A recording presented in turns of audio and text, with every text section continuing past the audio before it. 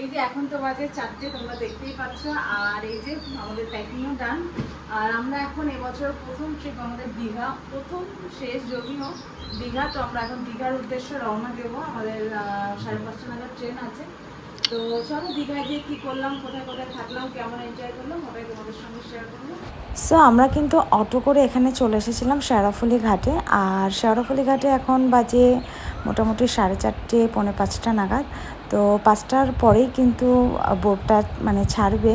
তো আমরা ততক্ষণ ওয়েট করছিলাম। আর ওখানে যে দেখি মোটামুটি ভালোই লোকজন ছিল। তো একদম আর্লি মর্নিং, ওই জন্য এক একজনার মানে অন্য সময় 7 টাকা করে ভাড়া নেয়, বাট আজকে কিন্তু আমাদের 15 টাকা করে ভাড়া নিয়েছে, বিকজ আর্লি মর্নিংয়ে নাকি একটু দামটা বেশি হয়। সো যাই হোক, আমরা অনেকক্ষণ ধরেই ওয়েট করছিলাম এখানে দাঁড়িয়ে থেকে থেকে। আর ওই যে বোটটা আসছে দেখছো ওই পার থেকে, দেন তারপরে এদিকে আসার পরে এইটা ছাড়বে। তো আমরা এখানে অনেকটা সময় ওয়েট করছিলাম। আর আমরা কিন্তু ততক্ষণ এটাই বলাবলি করছিলাম যদি 10-15 মিনিট পরে ছাড়ে আমরা কিন্তু ওই দিক থেকে ট্রেনটা মিস করে যাব।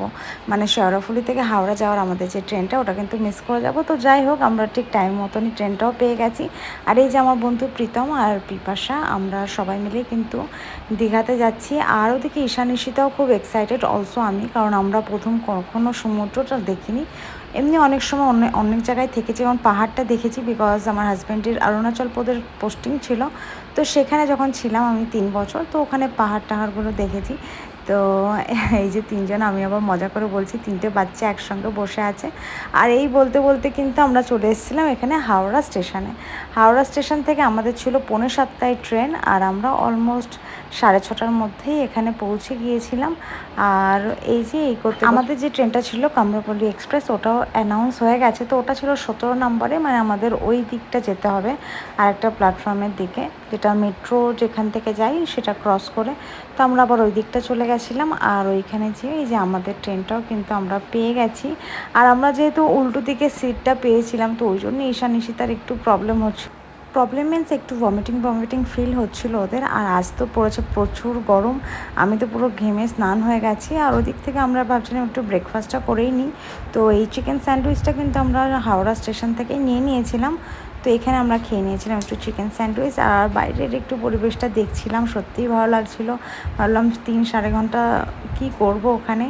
তো একটু ঘুমিয়েও পড়েছিলাম। আর ঘুম থেকে উঠেই তারপরে দেখছি যে এখনও অনেকটা রাস্তা বাকি রয়েছে, মানে আর ভালো লাগছে না। তো তারপরে আমরা একটু নিয়ে নিয়েছিলাম এখানে পপকর্ন। আর পপকর্নটা ট্রেন থেকেই নিয়েছিলাম। তো এখানে একটু পপকর্ন খাচ্ছিলাম। দেন তারপরে কিন্তু এই যে আমরা পৌঁছেই গেছি আমাদের গন্তব্যস্থলে।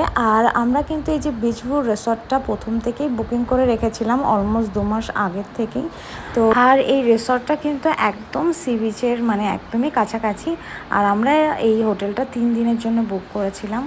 সো এখানে এই যে আমরা চলে এসেছি। আর বাইরে এতটা গরম ছিল, আমাদের কলকাতাতে কিন্তু অতটাও গরম নেই যতটা দীঘাতে যে ফিল করলাম। সো এখানে আমরা বসেছিলাম। আর আমাদের জন্য ততক্ষণ চলে এসেছিলো একটা ওয়েলকাম ড্রিঙ্ক। তো এই ড্রিঙ্কটা খেয়ে আমরা চলে যাব আমাদের রুমের মধ্যে। আর আমাদের রুমটা যেহেতু ফার্স্ট ফ্লোরেই ছিল, তো আমরা লিফটে যাইনি, এখানে সিঁড়িটা পেরোলেই আমাদের রুম। তো চলো তোমাদের সঙ্গে আমাদের রুমটা একটু শেয়ার করি।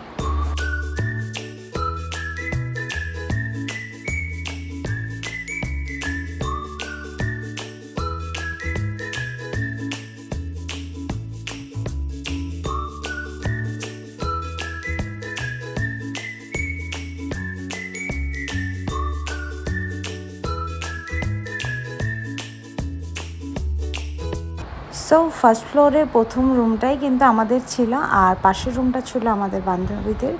সো তোমরা বলো রুমটা কেমন লেগেছে। আর আমরা ভাবছিলাম যে চলো ততক্ষণ রেডি হয়ে নিই। আর এই যে আমাদের আজকে ফার্স্ট লুক সি বিচে যাওয়ার জন্য, এটাও জানিও কেমন হয়েছে। আর বাইরে বেরিয়ে এত গরম আর এত লোকজন, মানে আমি তো অবাক হয়ে গেছি যে মেলা টেলাতে চলে আসলাম নাকি। সত্যি এটা ফিল হচ্ছিলো যে আমরা কোনো মেলাতে ঘুরতে এসেছি, নট বিচে এসেছি। তো এখানে আমরা একটু নিয়ে নিয়েছিলাম ডাব, সবাই ডাবের জলটা খেয়ে একটু শরীরটা হাইড্রেট করে নিলাম। আর এই যে এই দেখে আর এই ঘোলা জল দেখে সত্যিই বলছি একদম নামতে মন চাইছিল না, বাট যাই হোক ওখানে একটু নামলাম। নেমে তো মানে ভালো তো কিছুই লাগলো না। সো এই সবই। আর এখানে আমরা একটু খেয়ে নিচ্ছিলাম গোলা। এই প্রথমবার সমুদ্রে আসলে একটু পা কাটবে, কিছু করার নেই। আমি তো আমরা এই নিয়ে 4বার না 5বার আসলাম, আমি ফার্স্ট টাইম, ঠিক আছে? তুই যখন ফার্স্ট টাইম 4বার গেছিস, এটা হচ্ছে এক্সপিরিয়েন্সের ব্যাপার। কালকে ওটাই করে নাম, কারণ এই জায়গাটা তুই নামলে কাঁদবে, কিছু করার নেই। এত ঢেউ আসছে বলে অটোমেটিক মানে পাথরের উপরে। ঈশানের ভালো লেগেছে? জল খেয়ে জল কিনবে, জল কিনে দাও বাবা, তুমি গোলা হচ্ছে। হ্যাঁ হয়েছে, এখন গোলা কেনা হবে, তাই তো?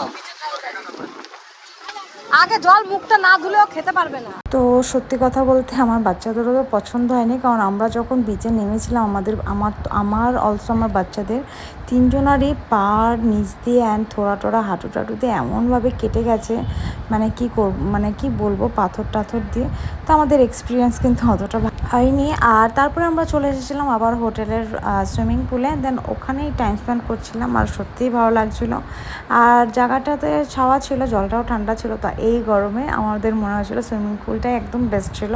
দেন তারপরে আমরা ভাবছিলাম যে চলো রুমে যে একদম ফ্রেশ হয়ে নিই, রেডি হয়ে আমরা চলে যাব ওখানে লাঞ্চ করতে। আর এই যে রুমে এসে আমি রেডি হতেই আমার হাজব্যান্ড এখানে আমাকে একটু বানিয়ে দিচ্ছিল কফি। আর কফিটা খেয়ে যে কি শান্তি পেলাম, কি তৃপ্তি পেলাম, এটা এখন বলে বোঝাতে পারবো না। আর আমি এখানে পরে নিয়েছিলাম একটা ব্লু কালার ওয়ান পিস। আর এদিকে ঈশান ঈশিতাও কিন্তু আমার সাথে সাথে রেডি হয়ে নিচ্ছিল। আমরা তিনজনেই রেডি হয়ে, আর আমার হাজব্যান্ড তো এদিকে আগেই রেডি হয়ে গেছিলো। তো মিত্র ক্যাফেতে আমরা গিয়েছিলাম, আর এটা ছিল একদম নিউ দীঘা সি বিচের অপোজিটেই।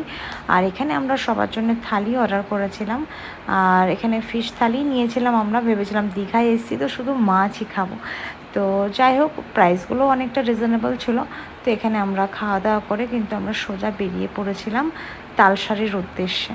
আর নিউ দীঘা থেকে কিন্তু ওই তালসারিটা অলমোস্ট 20 থেকে 25 মিনিট লেগেছিল, আর আমাদের অটো ভাড়া নিয়েছিল 600 টাকা। তো এখানে এসেও ভিউটা জাস্ট ওয়াও ছিল, এত নৌকা, এত বোট, দেখতে সত্যিই সুন্দর লাগছিল। আর এখানে সুন্দর সুন্দর অনেক জিনিসও ছিল বিচের সাইড দিয়ে। তো আর একটা জিনিস যেটা দেখলাম, যেটা চিরদিনই তুমি যে আমার মুভির যে হিরোটা রাহুল এখানে মারা গেছিলেন, তার একটা আলাদা স্পট তৈরি করে দিয়েছে ট্যুরিস্টদের দেখানোর জন্য। সো এই জিনিসটা একটুখানি কেমনই যেন লাগলো। আর আমরা এখানে জাস্ট একটু ফটো ভিডিও তুলে একটু সমুদ্রের ভাইবসটা নিয়ে কিন্তু আবার বেরিয়ে পড়েছিলাম। এখন এসেছি তালসারিতে, আর তালসারিতে এসে আমাদের ভিডিও করলাম। এখানে এসে এবং কিছুই নেই, নৌকা আছে, যারা রাইড করতে পছন্দ করে আই থিঙ্ক তাদের জন্য এটা বেশি ভালো হবে, এনজয় করবে। নৌকা আছে, বোট আছে, আর আমরা জাস্ট একটু ভিডিও করছি, ঘুরতে এসেছি। তাছাড়া আমরা এখন চলে যাচ্ছি। এরপর কিন্তু আমরা আবার নিউ দীঘাতে চলে এসেছিলাম, ভেবেছিলাম একটু ফিশ ফ্রাইড রাইস খাবো, এখানে অনেক রকমের কাঁকড়া টাকড়া খাবো। বাট দুপুরবেলা একটু লেট করে খাওয়ার কারণে পেটের অবস্থা, মানে পেটে খাওয়ার মতন আর কিছুই ছিল না। সো আমরা কিন্তু সেদিন আর কিছুটাই খাইনি। তো এখানে এই যে ঘোরাফেরা করছিলাম, অনেক সময় বিচের সাইডে বসেছিলাম। আর আমার ব্যাটারি কিন্তু অলমোস্ট ডেট হওয়ার মধ্যে, আর এটা খুব একটা এম্বারেসিং একটা ব্যাপার হয় সব সময় আমার কাছেই, মানে আমার সাথেই কোথাও যাই, একদম এন্ড অফ দ্য মোমেন্ট আমার ব্যাটারি লো হয়ে যায় ফোনের, আর ফোনটা ডেট হয়ে যায়। তো তোমাদের সঙ্গে সেই ক্যাপচারগুলো আর তুলে ধরতে পারি না।